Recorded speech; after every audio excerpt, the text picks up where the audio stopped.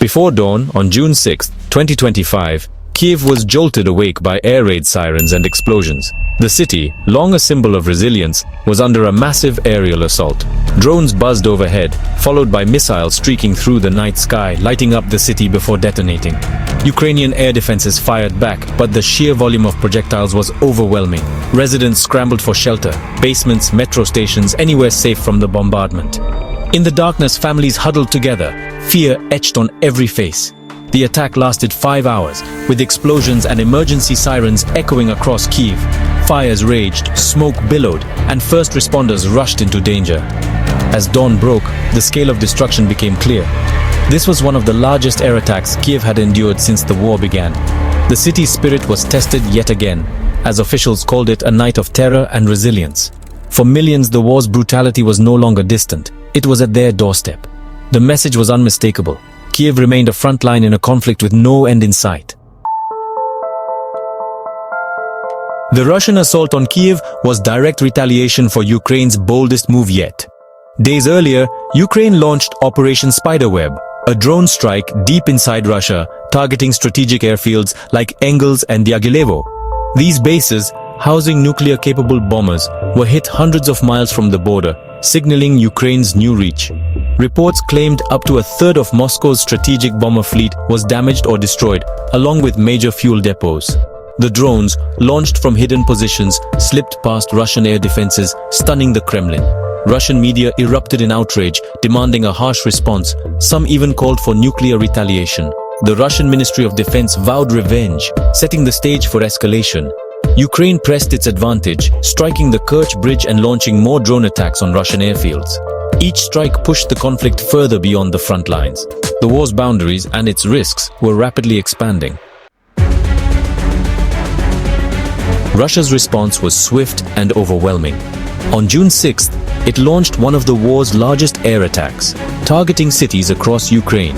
Over 400 drones and 40 missiles rained down, hitting at least 9 regions from Lviv to Sumy.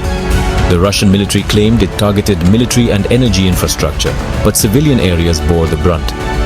Apartment blocks, streets, and non-military sites were struck, raising questions about the true intent. In Chernihiv, 14 explosions rocked the city. Lutsk and Ternopil also suffered missile strikes and power outages. The barrage was a clear message. Any Ukrainian strike on Russian soil would be met with massive force. The scale of destruction was unprecedented, and the fear was palpable. Ukraine's air defenses struggled to keep up, but the volume was designed to overwhelm. The war had entered a new, more dangerous phase, one where escalation seemed inevitable. Retaliation now meant nationwide suffering. For ordinary Ukrainians, the June 6th bombardment was devastating. In Kyiv, a drone tore through an apartment building, leaving destruction and panic in its wake.